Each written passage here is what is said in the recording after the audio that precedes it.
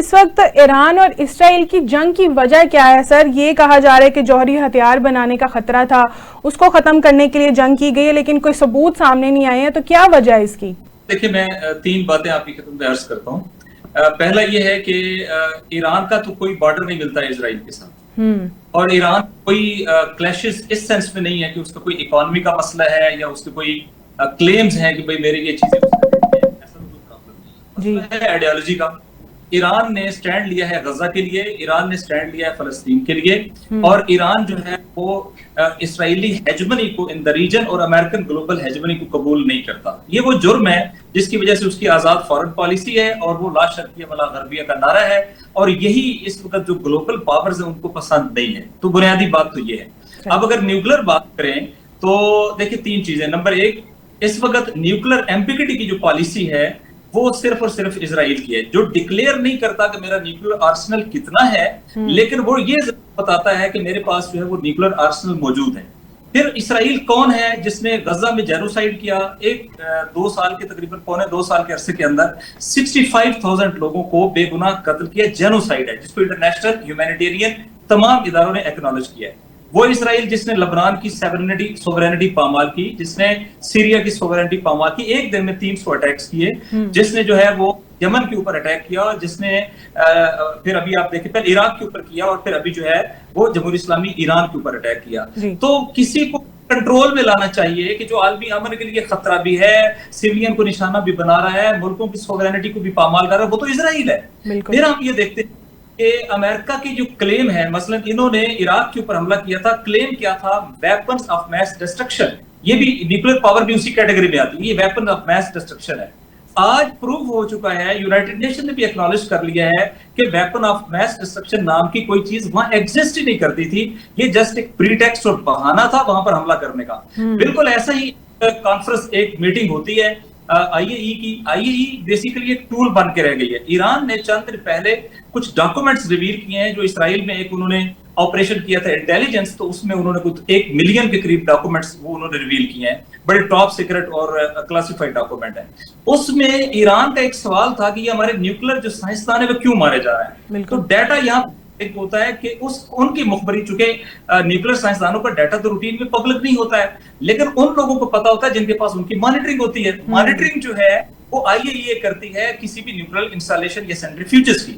تو وہاں پر کس کو ایکسس حاصل تھی؟ وہ آئی اے ای کے انسپیکٹرز کو حاصل تھی، اور یہاں سے انہوں نے انفارمیشن جو ہے وہ اسرائیل کو پہنچائی، اور اسرائیل نے جو ہے وہ ان کو پہلے ٹارگٹ کے لیے کیا، اور اب جو ہے ایک بہانہ بنایا ایک قرارداد کے ذریعے۔ اچھا، ایک قرارداد ہے، آپ کہتے ہیں جی وہ نہیں کر رہا، اس کے مطابق قانونی انداز سے نہیں چل رہا، ہمیں کمپلیٹ ڈیٹا پرووائڈ نہیں کر رہا، تو اس کو یونائٹڈ نیشن میں لے کے جاؤ، اس کی بنیاد کے اوپر کوئی انٹرنیشنل جو ہے وہ ایکشن کرنے کی بات کرو، جیسا کہ آپ نے عراق کے اندر کیا تھا۔ بہانہ تو بنایا، اب تو بہانہ بھی بنایا، آپ کے 2 دن بعد جو ہے وہ ڈائلاگ ہیں، اور دوسری طرف اسرائیل سے آپ نے حملہ کروا دیا۔ اور یہ حملہ اسرائیل کا اکیلے حملہ نہیں ہے، امریکن پریزیڈنٹ ٹرمپ قبول کر چکے ہیں کہ یہ حملہ جو ہے، یعنی انہوں نے کہا جب کہ میرا اسلحہ بھی ہے، میرا ویپن بھی ہے، میری ٹیکنالوجی بھی ہے، صرف یہ کہ ابھی نام نہیں ہے، ورنہ تمام لاجسٹکس جو ہیں وہ بھی امریکہ کی ہیں اور تمام ٹیکنالوجی وہ بھی امریکہ کی ہے۔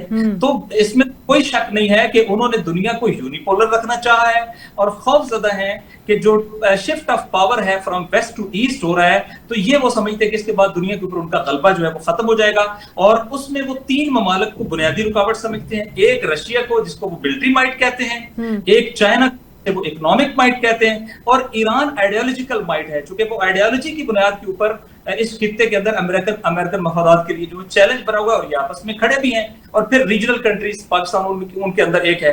تو آپ یہ دیکھیں کہ وہ اگر ان کو ہٹ نہ کرے، رشیا انگیج ہو چکا ہے، چائنا کے خلاف اقتصادی جنگ جو ہے وہ سٹارٹ کی جا چکی ہے، اور کنٹینمنٹ آف چائنا بڑی واضح طور پہ جاری ہے، اور ایران جو ہے وہ بہرحال ایک سمبل تھا ریزسٹنس کا، مزاحمت کا۔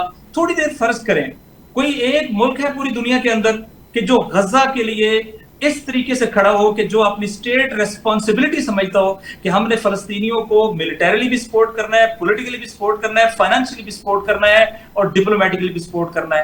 کوئی ایک ملک ہے ایسا جس کے اندر یہ ہمت ہو کہ وہ اسرائیل ان کی سوورینٹی کو پامال کرے اور یہ اس کو ملٹریلی ریسپونڈ کرے؟ ایک ملک بتا دیں، ایک ملک بھی ریجن کے اندر، اسلامک کنٹریز کے اندر انفارچونیٹلی نہیں ہے۔ یہ باتیں کرتے ہیں اور انہوں نے 75,000 لوگ وہاں پہ شہید کرا دیے۔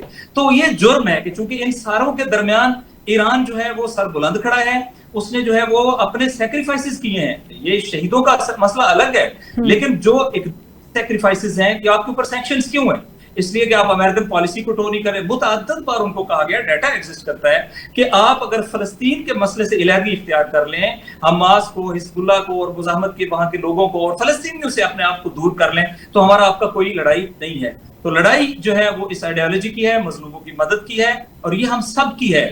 یعنی آپ تھوڑی دیر تصور کریں کہ ایسا اسرائیل جو جینوسائیڈ کرنے میں نہ یونائٹڈ نیشن کی پرواہ کرتا ہے, نہ انٹرنیشنل کورٹ آف جسٹس کی پرواہ کرتا ہے, نہ عالمی قوانین کی پرواہ کرتا ہے, اگر ایسے اسرائیل کو اس طرح ایکسیس مل جائے تو پھر ریجن کے اندر کون محفوظ رہے گا اور کون غزہ نہیں بنے گا. لہٰذا یہ ایک بہت زبردست جو آپ کہہ لیں کہ ایران کے ریسپانس کے نتیجے میں اسرائیلی ایمبیشیس اور ایکسپینشنسٹ جو اس کے ڈیزائن ہے گریٹر اسرائیل, وہ بار بار ابھی متعدد بار ان کی وہاں کیبنٹ نے کہا ہے کہ ہاں ہم نے گریٹر اسرائیل بنانا ہے, مین ہم نے یمن پہ قبضہ کرنا ہے, ہم نے سیریا پہ قبضہ کرنا ہے, ہم نے جو دجلہ و فرات کی ویلی جس کو کہتے ہیں جو میسوپوٹیمیا اولڈ عراق کے اوپر قبضہ کرنا ہے, اور مکہ مدینہ اس نقشے کا پارٹ ہے جو انہوں نے اپنی کرسٹ کے باہر لگایا ہوا ہے. ہمیں کیوں سمجھ نہیں آ رہی انہوں نے ایکسپینڈ کیا ہے, اور یہ اس خطرے کے مقابلے میں اس وقت اگر ملٹیرلی کوئی ملک کھڑا ہو گیا ہے تو وہ ایران ہے.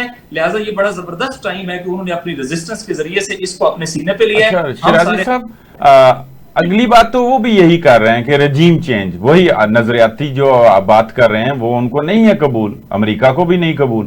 وہ تو وہی عراق کی طرح یہ بہانہ بنا کے وہ بات تو وہی کر رہے ہیں. تو کیا سمجھتے ہیں عراق کے ایران کے حالات جو ہیں وہ قابو میں ہیں, یا وہ یہ اس مقصد میں کامیاب ہو جائیں گے؟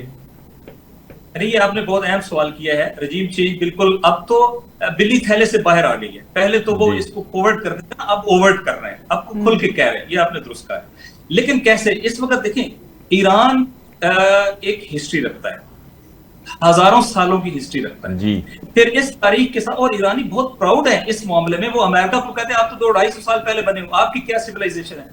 سیکنڈ کیا ہے, وہ یہ ہے کہ اس کے اوپر جب اسلام کا امپیکٹ آ گیا تو اس نے انہیں ایک خاص فخر عطا کر دیا. اسلام کے پرنسپل اور ویلیوز نے انہیں کھڑے ہونے کا حوصلہ دے دیا ہے. اب دونوں چیزیں ہیں, یعنی ایک ان کا سویلائزیشنل بیک گراؤنڈ ہے, اور ایک ان کا جو ہے وہ اسلامی ریولوشن کے بعد ان کا اسلامی بیک گراؤنڈ ہے.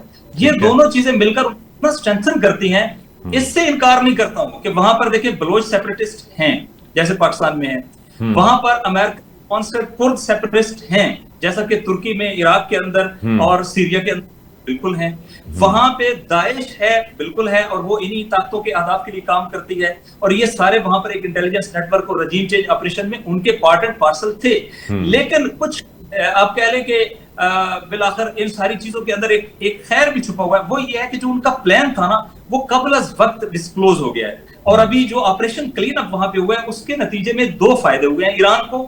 ایک فائدہ یہ ہوا ہے کہ انہوں نے بہت سارے اس طرح کے گروپس جو ہیں وہ ان کو پکڑ لیا ہے, بر وقت پکڑ لیا ہے. اور دوسرا فائدہ یہ ہوا ہے کہ اس وقت ایران کے عوام کے اندر کلیکٹیو اینیمی کے مقابلے میں کلیکٹیونیس ایگزسٹ کرتی ہے. جیسے آپ دیکھیں پاکستان میں ہماری پولیٹیکل ڈویژن تھی, جیسے ہی انڈیا کا مسئلہ آیا تو امیڈیٹ کیا ہو گیا, ایک یونٹی کریٹ ہوگی.